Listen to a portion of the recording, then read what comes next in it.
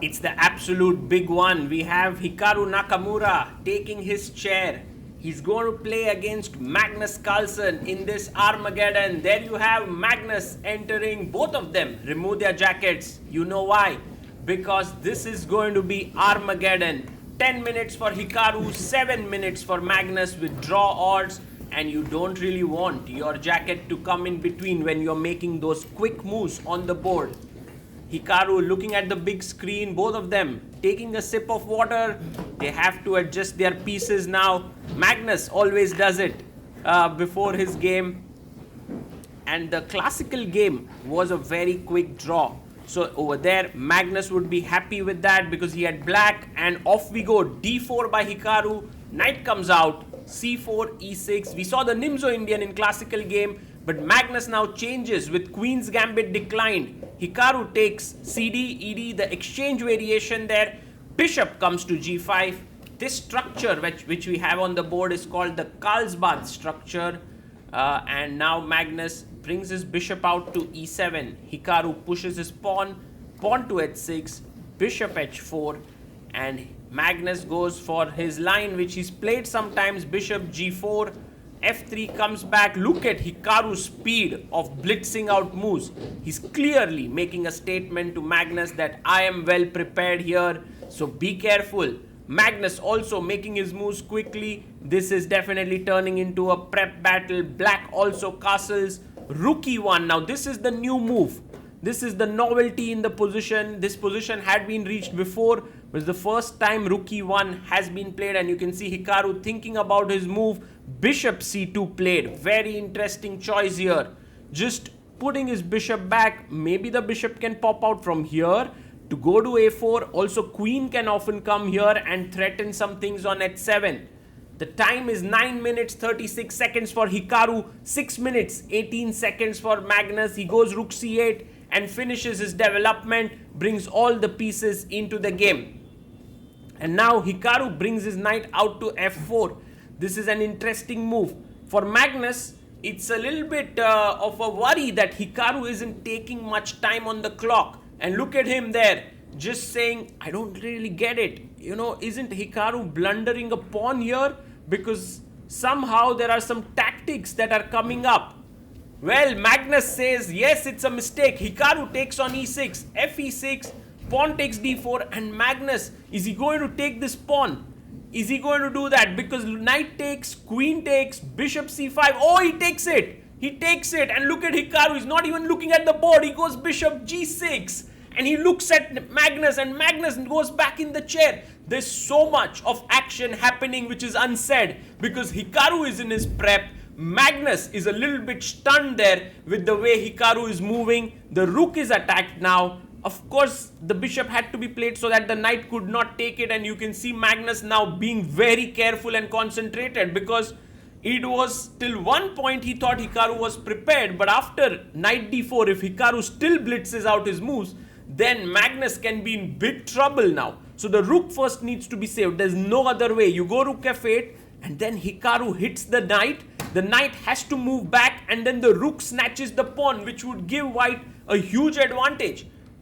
Magnus down to 5 minutes. Hikaru still with 9 minutes 23 seconds. He's building up a 5-minute edge on the clock. He goes rook f8. And now Hikaru brings his bishop back to f2. Excellent move. Now Magnus needs to move his knight away. And then the rook will take this pawn. We'll assess the position that takes place after that. Rook takes e6. So we have the situation now. 5-minute advantage to Hikaru.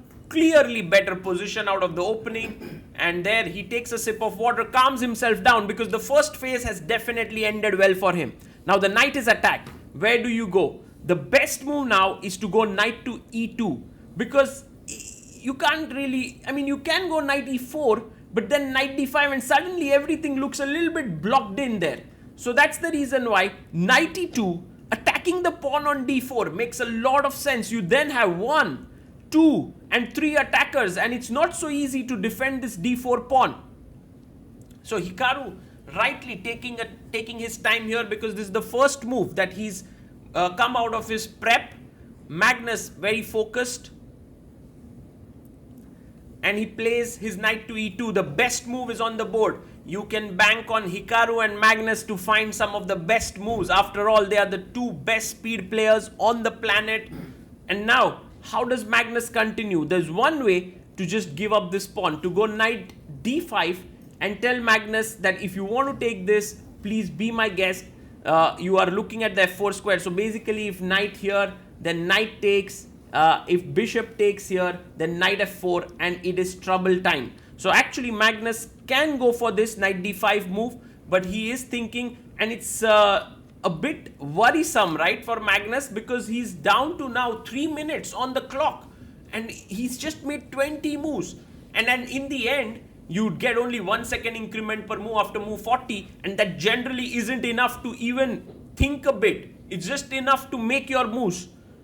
Well, Magnus can defend the pawn as well in the center with bishop c5. That is definitely possible. Well, if you play queen d7 trying to trap this rook here, there's bishop f5. So Magnus goes for bishop c5, which is very logical. He defends the pawn, but now Hikaru can actually play rook c1, hit the bishop here right in the center, or there's also another strong move, queen b3, trying to put some kind of a discovery and also attack the b7 pawn. You can also play knight to f4, where the knight is then joining into the battle in a very, very brutal way, because these are the light squares are the weaknesses in black's camp, and black is missing the light squared bishop. So after knight f4, you are angling at these light squares. So Hikaru taking his time, rightly so. Where are you going to use all the time if not now? 3 minutes 15 seconds for Magnus. Hikaru down to 7 minutes and a few seconds on the clock. Here, one idea is definitely queen b3, and I really like this move because there is 2 attacks there, but he goes knight f4, and this is a nice move. Okay, now for Magnus, he goes knight d5. He unleashes an attack on the knight here, and by the way, there are 2 ways for Hikaru to get an advantage. One is to go directly queen b3. The other is to take and play this beautiful move bishop c2, so that if the rook is taken, there's bishop b3. What is he going to choose out of these 2 moves?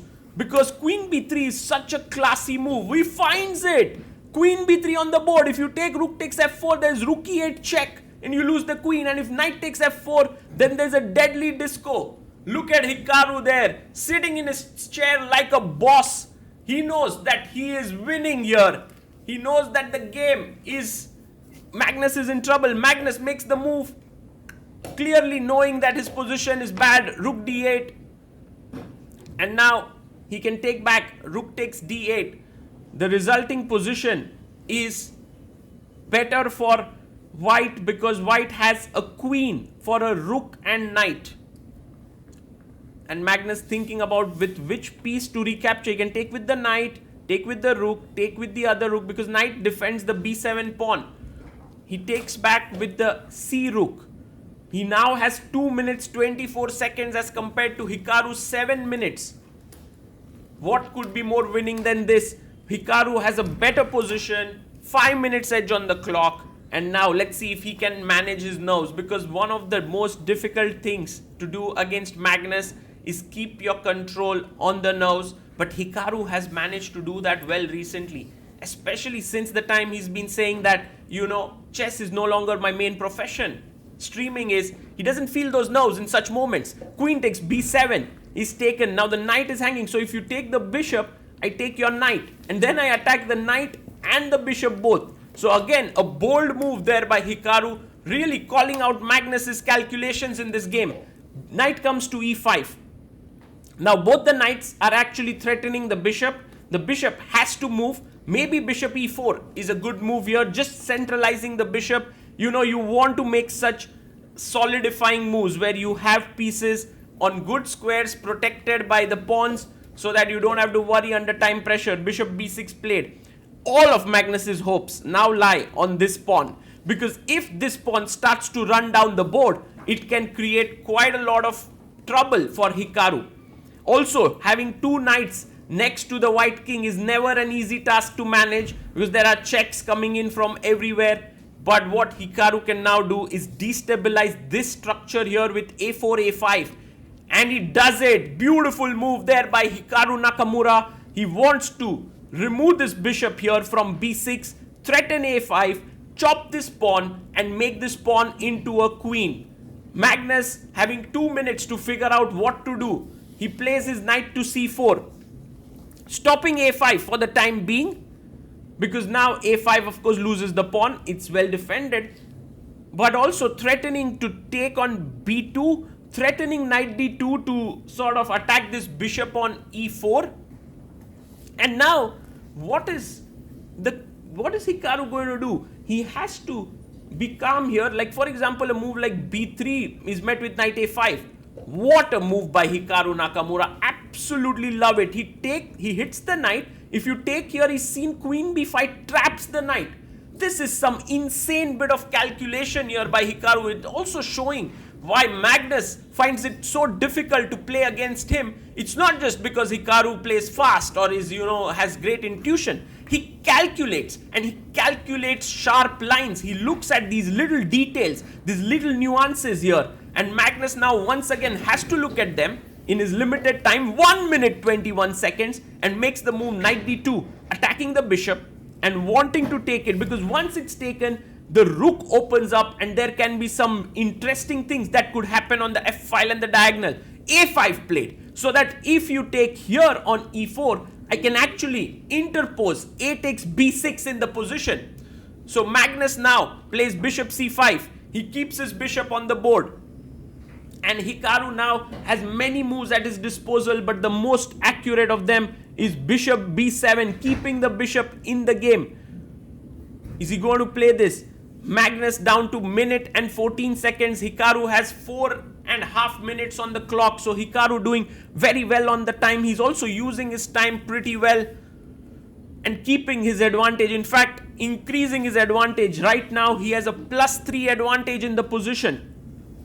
Okay, there are some threats of knight b3 attacking the rook and the pawn. We'll see how Hikaru deals with them. But for now, I think the main thing is to get this bishop out of the way. Because if you don't do that and you play a move like rook d1, takes, it doesn't feel right, this position. So he goes bishop b7. Again, the most ambitious and the best move in the position played by Hikaru Nakamura. Rook f6, if you try to attack the queen just comes out.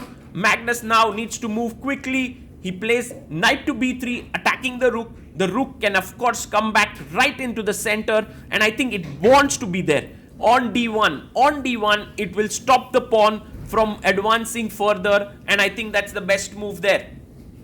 Hikaru plays it. Rook d1, 3 minutes 52 seconds. Magnus pushes the pawn.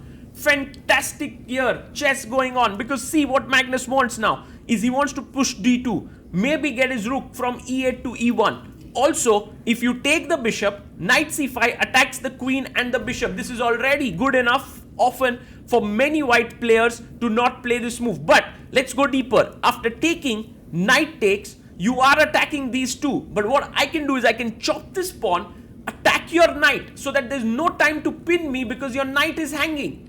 Whoa, Hikaru takes the bishop on c5, knight takes and queen a7. Such amazing calculations here. The knight has to move now. And if you take the bishop, which looks very logical because this is a very strong bishop, then after queen b7, the a pawn is absolute monster. Now all that Hikaru needs to do is take care of the d pawn. d2, rook e1 is the threat.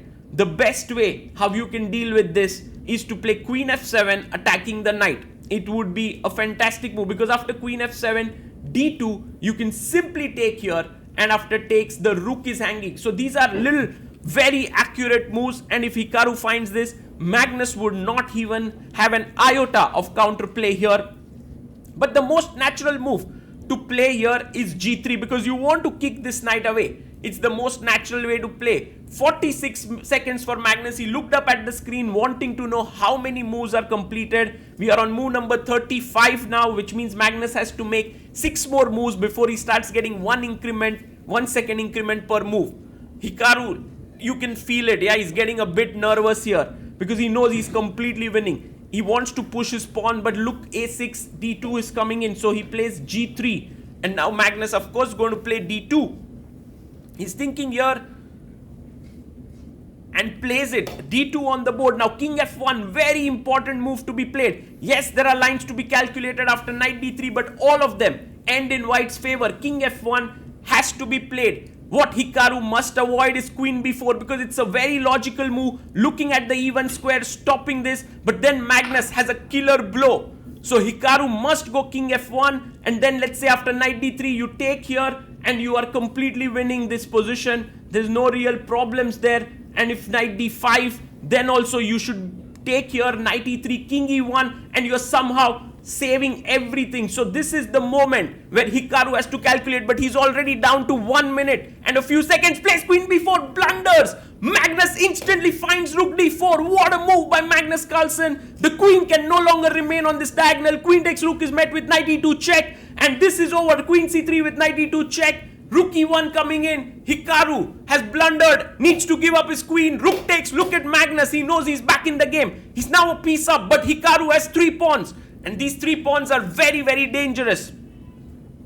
They can start moving down the board. Knight e6 played. Let's go. Hikaru plays b4. I really liked how Hikaru recovered from that and gave up his queen. Of course, he would be upset because he was completely winning. Now, he has also a minute on the clock. Magnus has 24 seconds. King g8 comes in. b5. Look at those white pawns. They are quite dangerous. Magnus tries to attack them, but Hikaru is now once again in a better position. He needs to push a pawn forward. a6 is how you continue, but rook a2 also playable. Hikaru taking some seconds off his clock. He's shaking. What he's unhappy with is not his current position, but from where he's reached here. He was so winning, and this is why chess is difficult, because you start going back a few moves. Hikaru needs to come back to the present moment and see that his position is still filled with a lot of possibilities. King e7 played.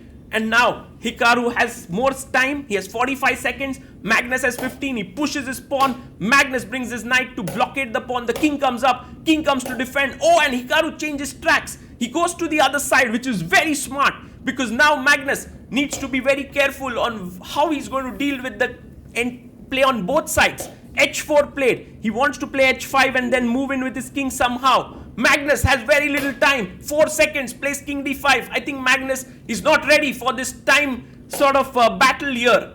King c6 played. h5 played. Excellent move by Hikaru. Goes rook g8. Magnus down to 1 second. Plays his move as 2 seconds. Can he play so fast? King b5. He takes. Rook takes. And now king h5 played. And Magnus loses on time. Oh, look at Magnus. He's so unhappy. He was there. He was so close to a draw here. Rook takes g3 is a draw, and he's looking at the position and saying, I could have held the draw. And Hikaru says sorry, and Magnus has a smile on the face. They both know that it was not, they were not upset at each other. It was just that position that Magnus thought he could have held. He really fought hard. He was very close to holding the draw, but Hikaru played some fantastic chess and managed to get the job done in the end. I really admire how Magnus puts back the pieces. I think for him it's some kind of a meditative process where he's able to just get his thoughts back. But Hikaru Nakamura wins and now closes in. Magnus still not happy with himself with the way he handled the clock at the end.